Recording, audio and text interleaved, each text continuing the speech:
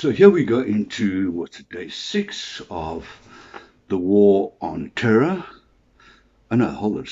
That was the previous one, wasn't it? That was the war of NATO and the West against terrorism, and they're taking out Saddam Hussein, Gaddafi, Osama, and a couple of his henchmen, drones all over the place, boom, killing. That was the war on terror, or as I think it was Barat who jokingly said the war of terror. But maybe this war here is more a war of terror, this war of Vladimir against Ukraine.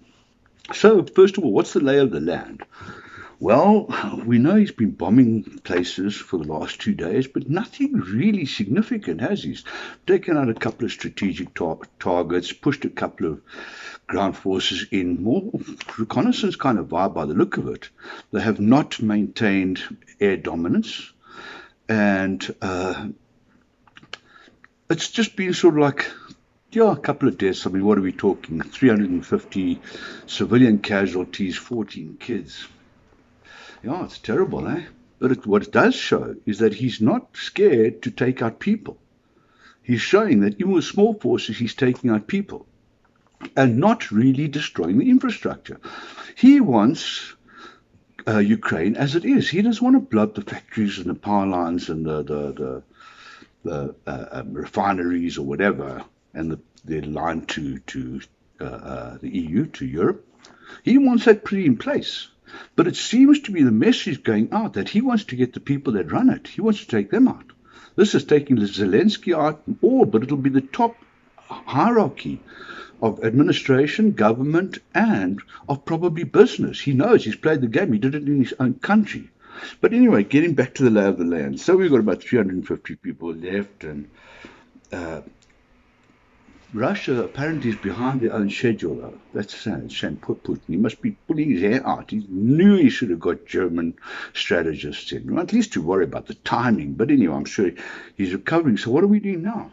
We're seeing that there's 64 kilometers of a convoy coming past Kharkiv down to Kiev and getting closer. And in Kharkiv, we just heard that there are, in civilian areas, there are skirmishes. There's the war. The soldiers are attacking civilian areas. So, back to my theory, he is not following the pattern that was established in the wars on terror.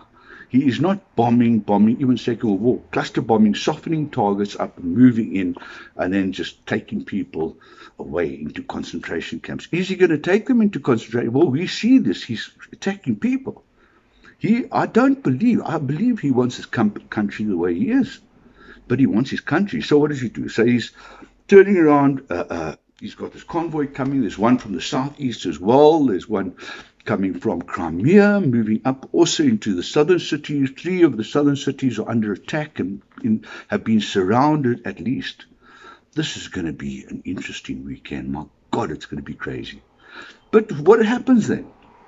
So then he says, right, I'll talk to the locals. We will talk about peace. But while he's talking, he's still bombing and still attacking the Ukraine. In other words, we're talking, but business as usual, keep the slot machines running. And he has told the world that he has got his nuclear missiles on alert. He's got his nuclear defense system up and running and ready to rock and roll.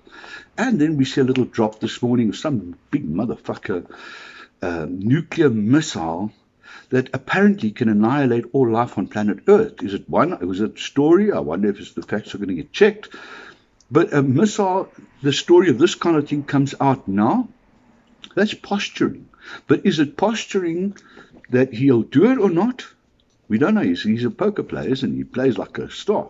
So he's doing this. He's got this convoy coming up. He's told, I'll push the button. I will go for it. He's shown he's going to kill soldiers to test the water, and there hasn't been outcry. The West is saying, we'll send you sweets, we'll send you toys, we'll send you food, we'll send you guns, and we'll send you missile arms. Are we going to send you firepower men? Or are we going to show you the people and put people on the ground that can take on these forces that are going to be working almost insurgency based into the towns, into the suburbs? No. What happens in the States? They say we are going to not set up a no-fly zone. So even though Russia has not dominated airspace, they are not going to set up a no-fly zone over Ukraine. They said, no, we can't do that. That'll be an act of war. Now, all of a sudden, then Russia can come to us. Oh, you mean you guys have stirred the shit for the last 20 fucking years? Now Russia will come for you. You can't risk that. What the fuck have you been doing for the last 20, 30 years? America, and I don't blame the States. I don't blame the people. They're like us. We just follow these fuckers that lead us. But their leaders have taken us through this whole scurvy train since the Second World War. But anyway, coming back to the situation. So now he has shown what he's going to do. And he has put his cards on the table. And what does the West say? No, we won't have a no-fly zone. We're not going to say you those nice things. We're going to close the banks. Guess what? The World Cup with soccer, we're not going to let you play. And tiddlywinks, fuck you, Vladimir. We're not going to let you play tiddlywinks or tennis or squash. You are going to suffer. Bombs in building! 10,000 dead. We move on. Tiddlywinks. Also, that is very sad. So anyway, so where are we now? So what are our options? What message is he sending to the world? Sorry, let's just talk about messages. What message is Putin sending to the world? He's turning around saying, I am going to do this. You know my capability, you know your capability, and you know that if you push the button, you will have started the world war. I am attacking a country. This is it. They're bad guys. They were part of us. They want to fuck off. They're screwing us around with the bad guys, with you oaks, and you oaks are prompting them, and that's not cool. It's not good. It puts me at risk. So I am now seeing this. I'm seeing that we got old Marshmallow Biden in place there, and we got the fucking... What's that oak from the Three Stooges with the hair? In place in the UK, and everyone else, Engel is gone. We just got a bunch of palookas. We've got no really strong people, have we? Eh? And he's looked at this, and he says, okay, and what are we doing? Now we won't have enough. Now we're going to get stringenter and stringenter sanctions. But this war can only be when you cannot win a war. Just defending your own property, you've got to take the venom out of the bite. You've got to remove it. You've got to extract it. And it's just that Putin is prepared to go this. He's prepared to forfeit countries and thousands, hundreds of thousands of people, maybe millions. But this is also the incubation space for world war, isn't it? We've got the UAE coming and saying, no, we'll support Putin, because why? If we support him, he's going to be a good guy when we want to fuck up the Houthis. And this is going to happen all over the world. There's going to be leveraging of such as South Africa. That Sizulu on 702 this morning, she's so funny. No, both of them must talk. But do you condone? Do you think Russia's wrong, or Clemens? No, they've got a point. Oh, so they can... No. My God, where do we... I thought she was... No, okay, the last week too hot. But let's not get into that. That's not the issue at the moment. But we are sitting on the fence because of the BRICS relationship. This has happened, and China's sitting on the south. What happens now, the next thing, if NATO decides they need to get into the South China Sea just to protect that side because it's a dangerous relationship? And then all of a sudden China's like, oh, we want to come and fuck with us now? We'll give trouble to the Cossacks, and now you want to come and fuck with me? You know what I mean? It's going to be hectic.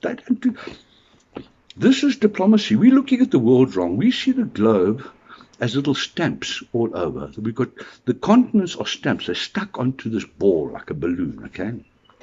And we've identified ourselves with these continents and little smaller stamps of countries. And that worked in the old days before the voyages of discovery and stuff, which is slowly eroding. And then we had religion. So we had ideology, country, and religion, all little stamps, overlapping stamps, which influenced cultures. And we had little leaders of these little stamps, and they spoke to each other, and everything was hunky-dory. But since this millennium, the new millennium, And communications is driven insane. We no longer operate like that. We don't export anymore. We just speak straight to the motherfucker in Iceland. And we sort it out between ourselves, and we speak to the guy in Tibet about our religious aspirations. And we check the guys in South America to see their megalithic structures. We speak globally. We ignore country. The only thing is language and exchange rates. But society at large is way past that paradigm. And we still adhere to a couple of warlords running around causing, yeah, you got my slice. Of what? The slice belongs to the people. But they do it. I was talking Russian, you speak bad about, hey, it's my fucking president. I don't fucking speak about my president. Your president, our president, what president? These leaders that are fucking the world up. And the people, 500,000, 520,000 Ukrainians, South African, now the blacks in Ukraine have been fucked up by the European. Oh, well, they got fucked up by them before. That was called colonialism. And no one learns. We didn't learn not to. It's still imperialism going on in Russia. And I don't know. It's all this nonsense about land and about thing, but I'm saying the people that are the worker bees, that are making the honey, are the ones that are just giving it to the drones. And it's cool. We just look, because there's nothing we can do. And this war, how does this war end? Okay, let's turn around and think what should happen now. I mean, we know it's going to happen. America's just giving it. Don't depend on them. They're a bunch of fuck ups. So Ukraine, guys, you're pretty much on your own, I think. They'll give you all the shit. They'll give you the money and the cucks. So you just got to be clever about it. And I was thinking about, how did we fight the Boer War in South Africa? We turned around and it was what do they call it, a scorched earth policy. That they went and burned it, and they were prepared to starve, to burn. This happened. Russia had the scorched earth policy when Napoleon was trying to raid Russia, and they just went and they burnt. So, okay, am I saying the people of Ukraine must go and burn their food and everything? No, but maybe it's a situation of terrorism as opposed to warfare. In other words, destroy their own infrastructure, destroy things in their country that give value to Putin. And start working out. They're networked, they're close, they're communities. They could work around this, change the paradigm from a virtual paradigm back into real communication. Letters, whatever, like the French Revolution. I don't know. But the war is this guy's going to annihilate if he just comes in and does this. And his purposes do not look like just a settlement.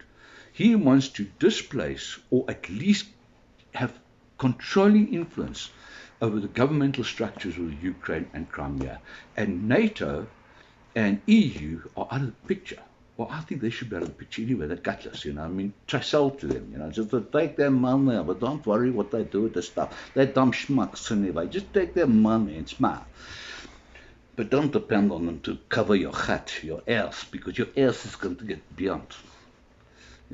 Anyway. Have a lekker day, and I pray for Ukraine. I pray for the people of Russia. I pray for people of planet Earth. I pray for you and for me that we get some fucking grey shit in our brains and start thinking ourselves how we would think this thing should come through, follow through. In our country and the world, we need to change. We need to go back to value systems that count, and money is not one of them. Cheers.